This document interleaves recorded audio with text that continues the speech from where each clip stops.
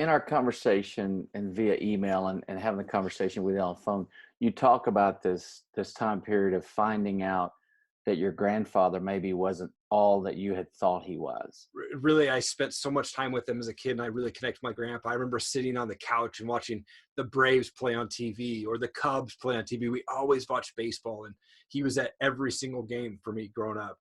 And he was my hero. And my grandpa passed away right after I was about a year out of high school. And my dad, he got sober when I was 13 years old, but he had a relapse about 17 years later. And at that relapse time, I started to hear stories from my aunts and my uncles about my grandpa that I didn't want to believe. But he used to beat my dad physically all the time as a kid, punch him to the face, bruises all the time.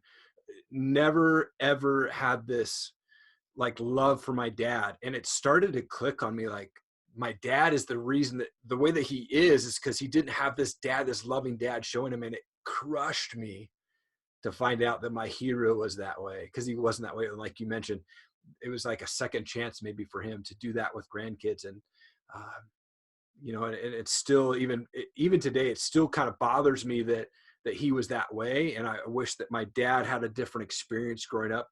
I think my dad's trying to get better at it. He still battles addictions or depression at times. And so it's interesting to see where he's at.